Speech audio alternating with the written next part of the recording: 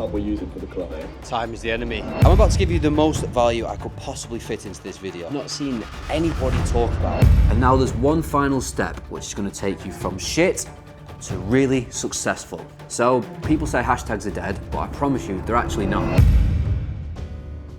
Today I'm going to be sharing with you my exact content framework, which helped me not only get 270,000 followers on Instagram, but also helped me generate £80,000 within revenue last year. Welcome to day 6 of building a new influencer branding agency from the ground up. By the end of today's video, you'll know everything I've learned about social media in the last 7 years, how different styles of content gets you different results, and the exact content plan I'll be using to grow my new design agency. Now, regardless of what industry you're in, you'll most certainly find value in this video. When I was 13, I grew a FIFA page to 10,000 followers. However, I was too young to monetize it. When I was 17, I grew a music page to 40,000 followers. I started my first business called Blau, which was an events company. We sold over 5,000 tickets in 2 years and generated £40,000 in income. And over the last 2 years, I've been working on my personal brand, built it up to 270,000 followers, worked with brands such as Zara, F1, Google, and have performed a public speaking event for Adobe. So this isn't a coincidence that in every industry I've attempted to gain traction in, I've succeeded. And it's simply because I've followed this exact framework, nobody talks about it, and it works for any industry. Let's jump into today's vlog. This morning I was sketching by the pool and I think we finally found the winning concept. I'm currently trying to find a coffee shop or somewhere I can remote work, and we're going to try and refine the concepts over in Adobe Illustrator to see if it truly is the winning concept. If you're new around here and you're wondering what's going on, I'd recommend you watch the previous 5 episodes, but just in summary, we've got 2 projects on the go. We've got a free logo for a golf brand. We've also got a £2,000 brand identity project for a hair product company. So we've got a lot to do. We've currently sent the strategy off. That's still in review. And the golf logo is what we're about to refine now in a cafe.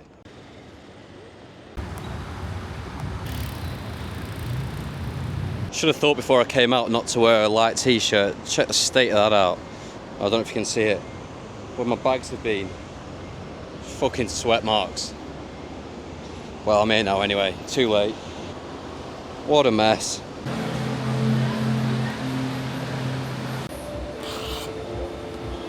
We're currently based up in Starbucks. I'm going to refine the logo that I've created for Connor's brand. It's currently 3 o'clock right now. I'm probably going to spend the majority of the day doing this. For the past week, my mornings have been consisted of just editing these videos.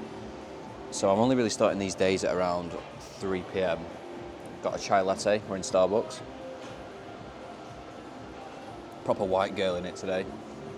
We've got the logo that I've gone for here. To the T, thin monoline typeface.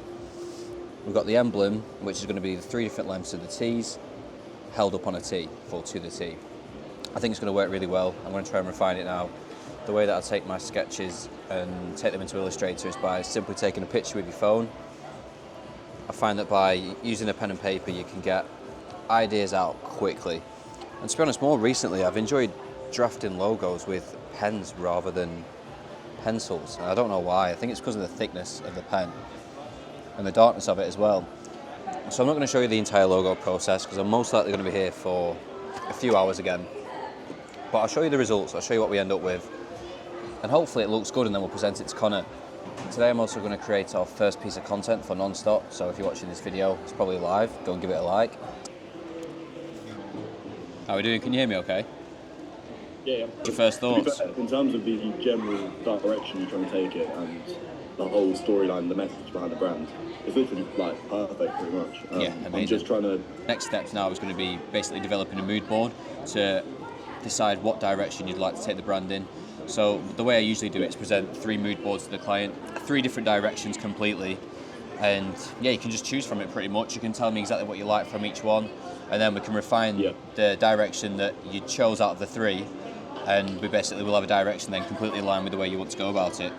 But before I do that, is there anything that you specifically want in your branding? I know you mentioned Vault Green, that's like a standout colour for you.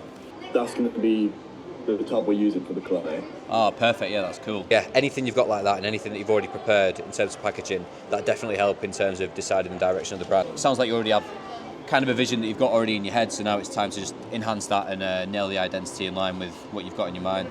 I've got like a really clear understanding now, I think, the direction that you want to go, which will help me with creating the mood boards. And I think, to be honest, I probably won't present to you 3 mood boards because I think even 2 of them would probably be a waste of time because I think I know exactly what you want from this. So I might just even funnel it all into one mood board and then we can just refine it from there. How's that sound? Yeah, and that sounds good. I quite like the idea of like almost like negative space logo. Cool, appreciate it, mate. Yeah, look forward to catching up, and I'll get to work on that document as well. Amazing. Nice one, Jude. Enjoy the rest of your day.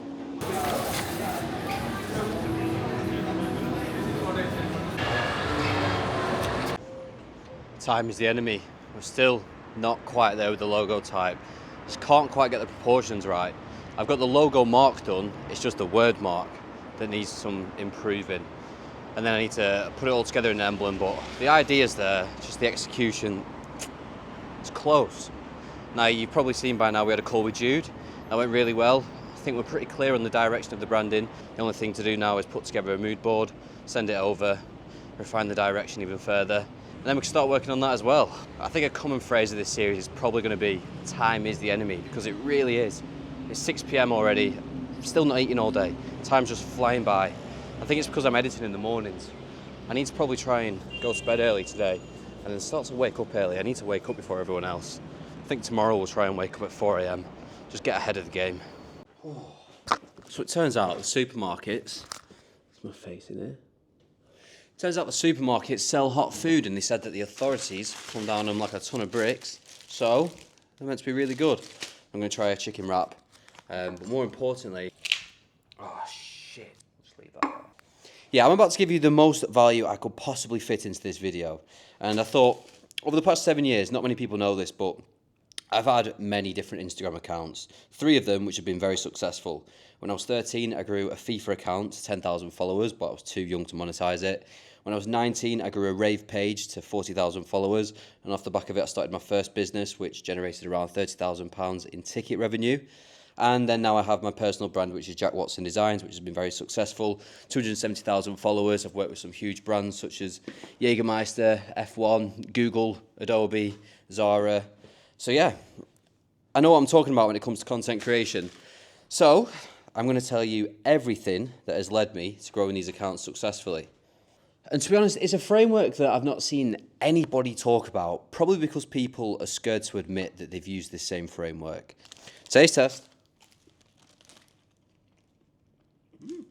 Oh, what a day.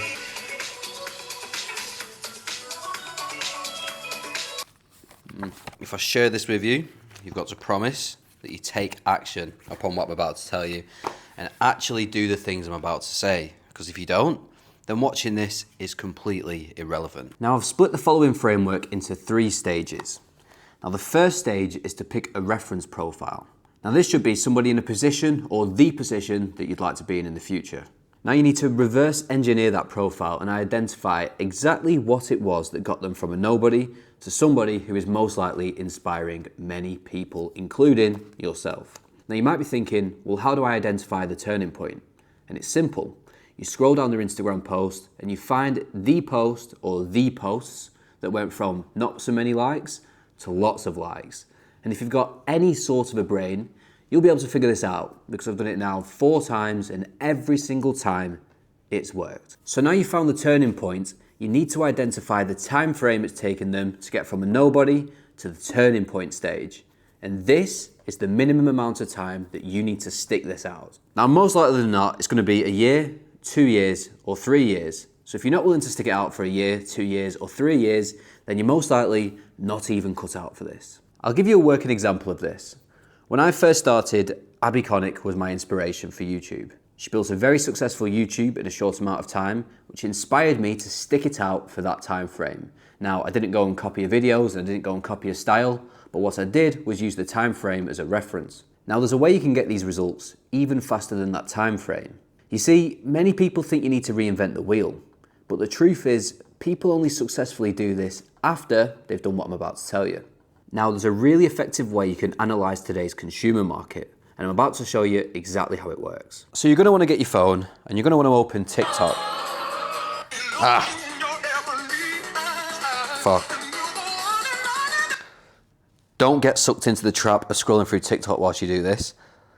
And you're going to want to hit the search button, and you're going to want to type in whatever your industry is. Now, whether it's videography, whether it's graphic design, whether it's brand design, you're going to want to type that in.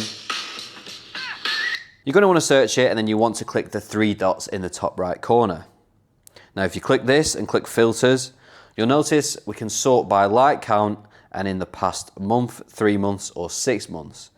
Now, this gives you a really good understanding on what today's consumption habits are. So let's go for the past 3 months, and you'll see we've now got an entire list of all of the best performing videos.